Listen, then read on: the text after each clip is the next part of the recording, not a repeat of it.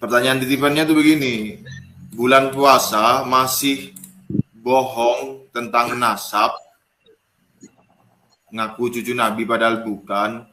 Itu gimana ininya puasanya ini, Keimat?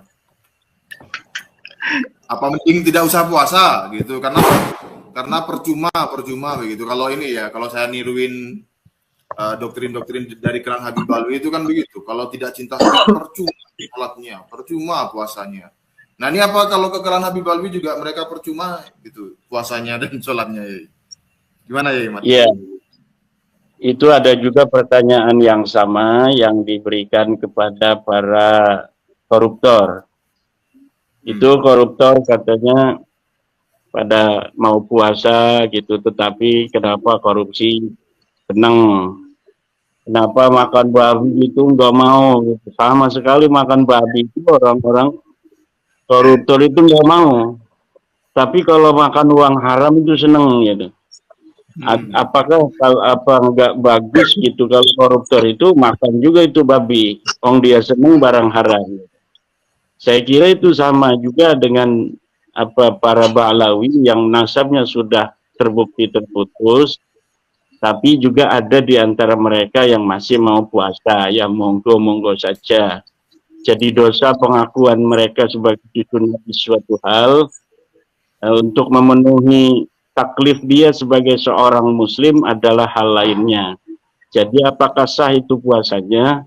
Secara ilmu fikih puasanya tetap sah, tetapi pengakuan dia sebagai sebuah keyakinan dia atau tidak berdasar keyakinan karena tidak berdasarkan bukti-bukti, itu hal lainnya yang akan membawa kepada mereka penyesalan yang tiada tara nanti di dalam akhirat. Jadi mereka sekarang ini mengaku Nabi bersama dengan dalil yang tidak dapat mereka berikan kepada masyarakat, ini merupakan sebuah dosa yang terus-menerus, dosa yang tidak pernah selesai, bahkan mereka lagi tidur pun itu berdosa. Jadi para Habib Balawi itu lagi tidur pun dia berdosa. Berbeda dengan orang yang berzina, mereka berzina hanya ketika waktu berzina. Tapi Ba'lawi ini dia berdosa itu ketika dia dalam keadaan sadar, dia dalam keadaan tidur, dia dalam keadaan dalam masjid, dia dalam keadaan di WC, semuanya setiap waktu yang mereka ada di dalamnya, maka mereka terus dalam kemaksiatan kepada Allah.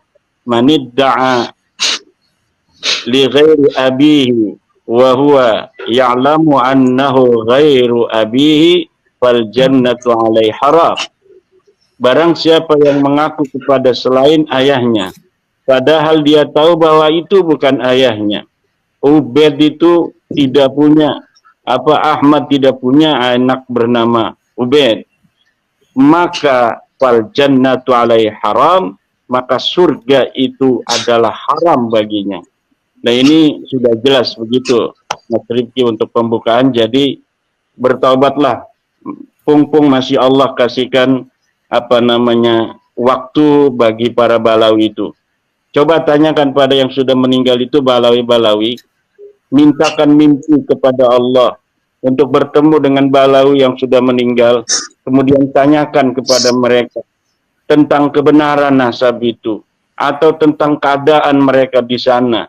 Apakah mereka diakui oleh Rasulullah sebagai keturunannya, atau apakah mereka diabaikan Rasulullah, bahkan dianggap berdosa kemudian disiksa di alam barzah. Ini masa iya banyak orang yang mengaku wali-wali dari klan mereka, kemudian tidak ada satupun yang bisa untuk menembus alam barzah, kemudian bertanya kepada Paki Muqaddam jika ada, bertanya kepada luhur-luhur mereka di sana, apakah benar mereka ini bukan cucu Nabi, sesuai dengan penelitian ilmiah Kiai Haji Imaduddin Usman Al-Bantani di dalam dunia ini, nasab kita sedang dipermasalahkan. Sekarang mungkin kalian kan sudah ditanya oleh malaikat mungkar dan nakir, mungkin sudah ada jawabannya. Coba satu saja bersaksi kepada kita masyarakat Indonesia, siapa di antara mereka yang merasa sufi, yang merasa dekat dengan Allah, mintakan kepada Allah satu saja Balawi yang sudah wafat untuk kemudian hadir dalam mimpinya Kang Mas Pakih Wirahadiningrat untuk mengatakan bahwa sebenarnya aku adalah cucu Nabi.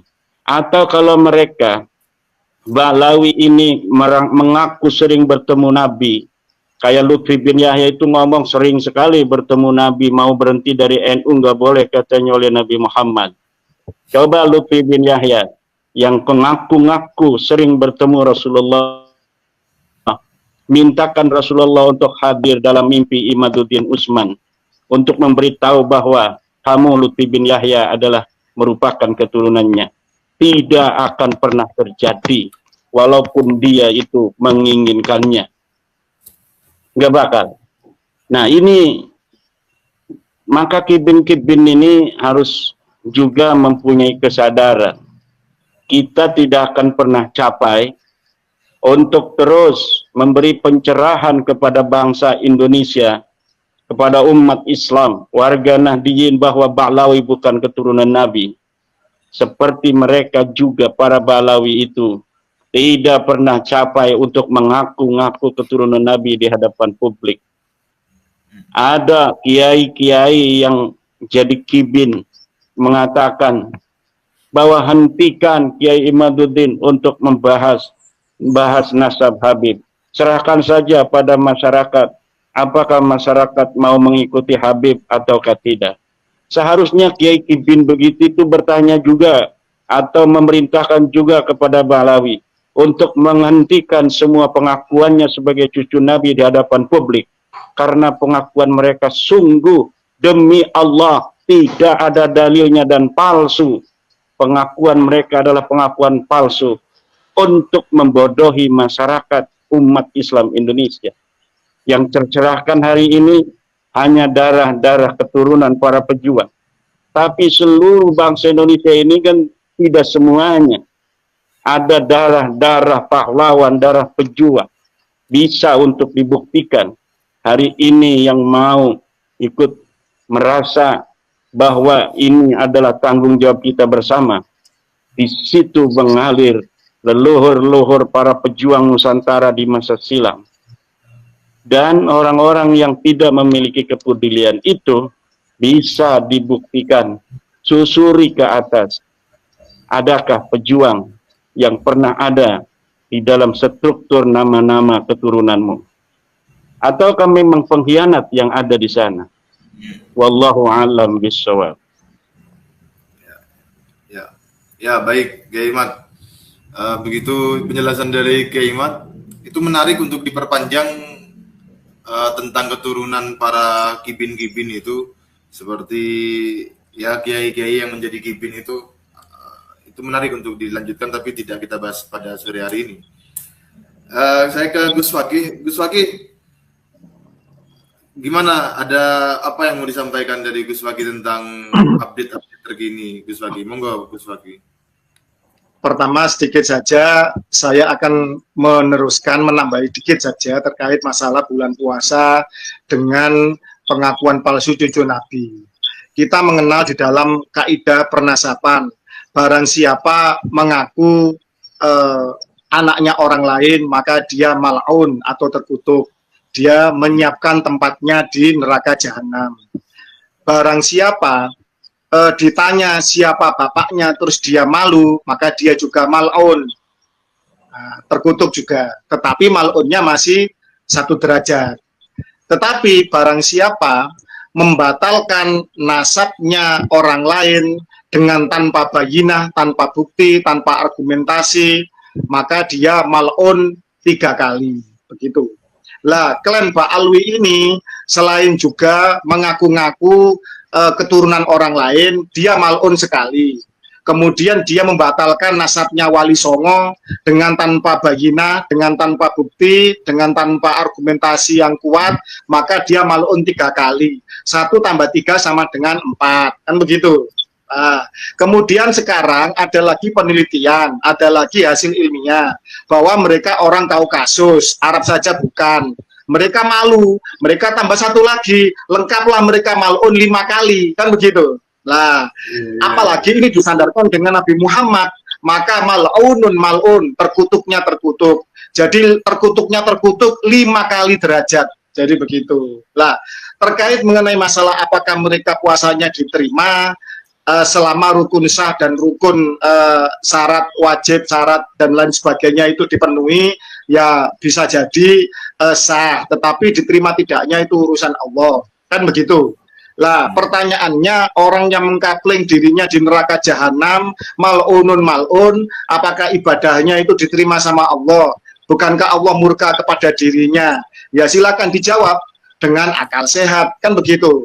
Artinya saya menyambungkan bahwa bertobatlah hai klan Pak Alwi, bahwa ketika sekelompok orang yang tercerahkan dengan bayina, dengan argumentasi yang kuat, dengan pembuktian ilmiah, telah berani menyatakan bahwa nasabmu tidak tersambung kepada Nabi Muhammad, maka sebenarnya kita menyelamatkan engkau semua dari terkutuk 3 derajat, terkutuk 3 kali lipat. Maka bertobatlah, insya Allah pintu maaf Allah itu sangat luas. Seandainya dosamu, katanya Allah Ta'ala, dosa hambaku sepenuh langit dan bumi, sekali dia bersujud meminta ampun kepadaku, meminta maaf kepadaku, bertobat kepadaku, maka akan aku bersihkan seperti bayi yang baru lahir. Ini di hadis qudsi. Artinya apa? Dengan pertobatan yang betul-betul nasuha dan betul-betul menerima takdirnya, bukan sebagai cucu Nabi, dan mengejar ketakwaan, mengejar memperbaiki adab, dan kemudian memperbaiki amal ibadahnya, saya yakin Bani Alwi ini bisa jadi menjadi kekasih Allah, menjadi wali-wali Allah, sebagaimana yang mereka selama ini dongengkan. Jadi kembali lagi bahwa di bulan puasa ini mari bermuhasabah, mari bermuwajahah kepada Allah dengan sesungguh-sungguhnya. Mari kita kembali agar nanti di Idul Fitri menjadi pribadi-pribadi yang betul-betul suci, pribadi yang betul-betul kembali ke hadirat Allah seperti bayi yang baru lahir. Syaratnya apa? Ya taubatan nasuha. Itu yang pertama. Kok saya jadi kiai ini? Gus Waki. Oke. Saya masuk itu yang pertama. Ya. Ya, sebelum lanjut saya masuk sebentar. Itu tobat. Kalau dosa pribadi kepada Allah itu kan cukup meminta maaf kepada Allah, minta ampun kepada Allah. Tapi kalau ini dosanya kepada publik, kepada umat, itu kan tidak semudah itu cara bertobatnya. Betul. Tetapi Allah juga Maha Pengasih, Maha Pengampun, Maha Penyayang. Yasiru walatu asir. Cukuplah kalian semua itu menyatakan, mendeklar secara terbuka, secara publis, bahwa dengan bukti A, B, C, dan lain sebagainya, kami dengan ini memohon maaf kepada bangsa Indonesia, kepada seluruh umat Islam yang telah kami, yang mungkin kekhilafan kami, atau keras kepala kami, atau kesalahan kami di masa silam, atau yang pernah kami dawir, dan lain sebagainya, kami memohon maaf secara terbuka. Insya Allah bangsa Indonesia bangsa yang pemaaf, bangsa yang ramah, bangsa yang berbesar hati, berbesar jiwa. Dengan itulah bangsa ini dibangun, dengan Bhinneka Tunggal Ika dan dengan Pancasilanya. Saya yakin bangsa yang baldatun thayyibatun warabun ghafur ini, bangsa yang mengikuti akhlaknya Kanjeng Nabi ini akan memaafkan kalian semua. Asalkan kalian benar-benar sungguh-sungguh meminta maaf dan tidak akan mengulangi kejahatan-kejahatan kalian, baik kejahatan di dalam hati, baik kejahatan di dalam narasi maupun kejahatan di dalam perbuatan-perbuatan nyata selama ini yang telah merugikan masyarakat luas. Itu yang pertama. Yang kedua, sebenarnya penyadaran terus-menerus akan pengakuan palsu kejahatan klan Pak Alwi ini dari sisi ilmiah itu sudah selesai sebenarnya. Kiai Imaduddin dengan dakwah safarinya, dengan edukasinya di YouTube dan semua pejuang yang lain, dengan mengarang buku, kitab, membuat risalah, membuat antitesis yang saya yakin katanya Dr. Sugeng sampai kiamat kurang sehari ya. Tidak akan pernah bisa dijawab oleh klien